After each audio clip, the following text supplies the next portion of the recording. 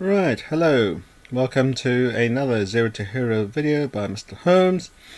And in this video we're going to be looking at the second half of the system software, namely that of the system utilities. So we have application software and then we have the hardware. And sitting between the application software and the hardware is the system software, the most important program of which is the operating system. But the operating system itself may use other system utilities to get some of its tasks done. So what do we mean by a system utility? So system utilities are a part of system software, which is software that manages computer hardware and software resources, and specifically it is used to support the computer's infrastructure, in contrast to application software, which is aimed at directly performing tasks that benefit ordinary users. And there are four utility programs that the syllabus requires us to talk about. So what is encryption? Encryption is simply the process of converting information or data into a code for the purpose of preventing unauthorized access to that code. And the simplest example of encryption is that of a shifting cipher, such as a Caesar cipher. Right, so more formal definition of what encryption software will do is that it's the function of the encryption software to essentially to translate normal text into, also known as plain text, into something which is called ciphertext. The encryption can help ensure that the data doesn't get read by the wrong people, but it can also ensure that the data isn't altered in transit, and verify it, and also helps to verify the identity of the sender. The first type of encryption is one known as symmetric encryption, and in this method, Bob and Alice beforehand have shared an encryption key, so they know how the message is encoded. Bob uses the encryption key to encrypt his message.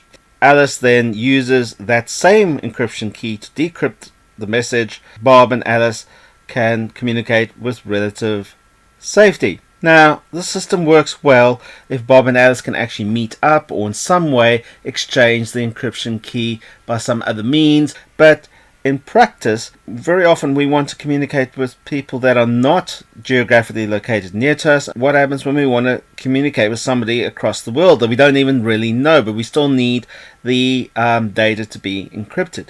So to this end, asymmetric encryption is used. By asymmetric, we mean that there are two keys. There's normally a public key and a private key. The public and the private keys are related algorithmically to each other. So by exchanging only one key and knowing the algorithm, Bob and Alice can still exchange information even though they haven't shared their private keys with each other.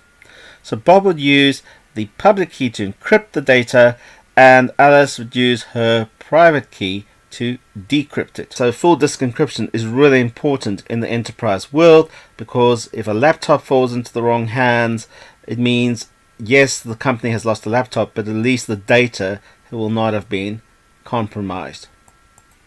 Right, in order to understand how this all works and what's going on here, remember that the way files are stored on a physical hard drive are stored into little logical chunks called clusters. And so a file will be broken up into a number of physical cluster blocks. And over time, which is normal use and process of hard drives, these clusters for particular files will become mixed up and jumbled up and arrange themselves all over the entire hard drive. And this will slow the system performance down immensely. So this is what we call disk fragmentation. So disk fragmentation is the condition of the disk in which the files are divided into pieces, which we know are called clusters, and the clusters are scattered around the disk.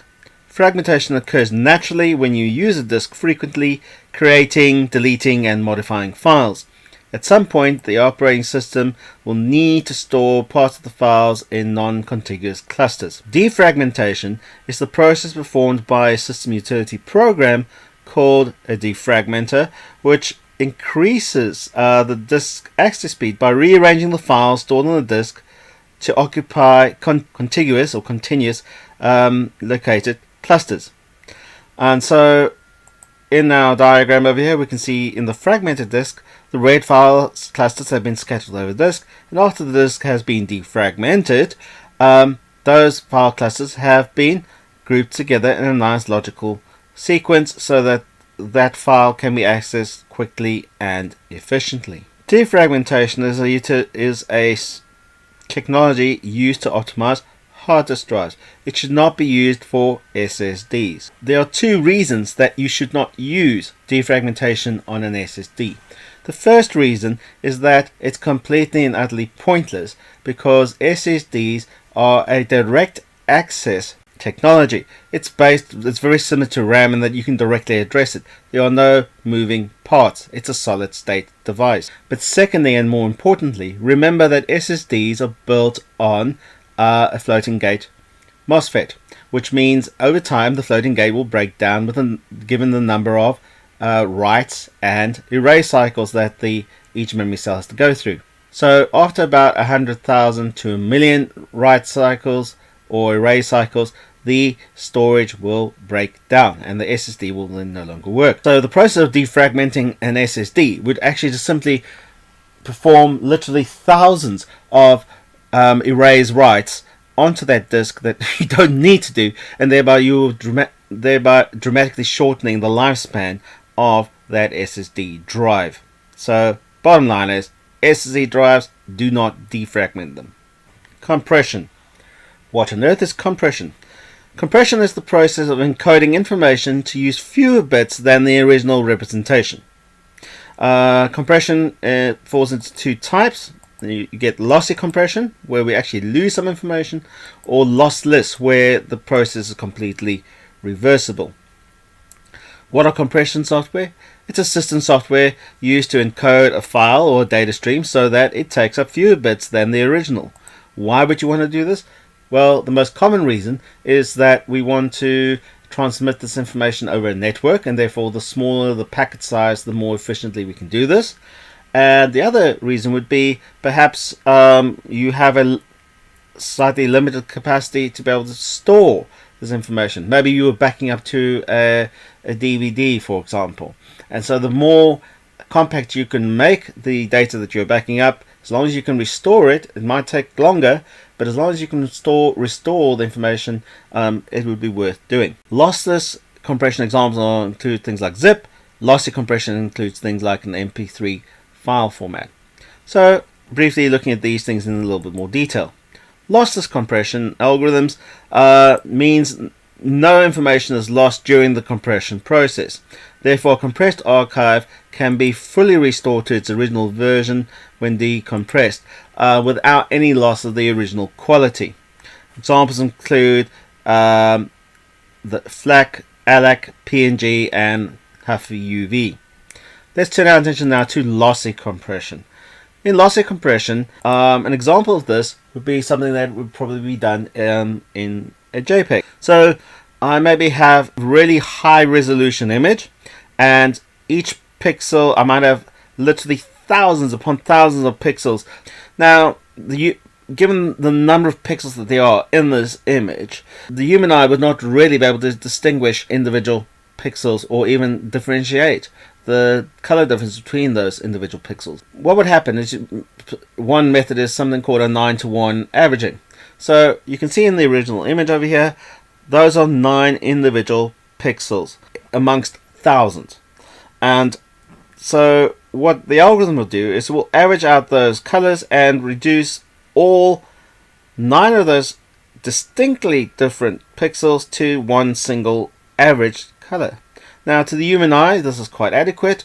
You wouldn't notice the difference really, and particularly if you're just displaying this image on a web page, quite acceptable to do. If you needed to enlarge the image at a later point, this would not be ideal. So you would then be better off using a lossless compression like a PNG file. But for screen displays, JPEG is a much smaller file format and it will do the job. Point is though, is that once I've done the compression, I can't undo it. I can't turn that average back into those individual pixels. The final system utility that you have to have some knowledge of is backup software. Well, what is a backup? Backup is copying a file or parts of a system, storing it potentially somewhere else in case the original is lost or damaged. Two main types of backups that are used in practice. First one is the full backup. This is a backup in which all the defined sets of data and objects are copied, regardless of whether they've been modified since the last backup or not. A full backup is the basis from which an incremental backup is taken. Everything is backed up, and it's dependent entirely on how much files, how much data there is. So this can amount to a tremendous amount of data, as you can imagine. So if I had to do this every day, I would eventually be needing to find, for example, in this example, 10 gigabytes of data to store my backups on every single day. Not to mention the fact that it would take a lot of time to do a full backup every single time. So something called an incremental backup is done instead. So for example, on the Monday, a full backup is done, and that would take up 10 gigabytes. On the Tuesday, only the files that have been modified since Monday's backup will be backed up. On Wednesday, incremental backup number 2 takes place. So only the files that have been modified since Monday's backup are backed up, and so on and so forth. So given the state of the system, to restore a incremental backup, you would first have to restore the full backup and then apply each of the incremental changes thereafter. And that concludes this section on System Utility Software. Thanks for watching. Mr. Holmes signing out.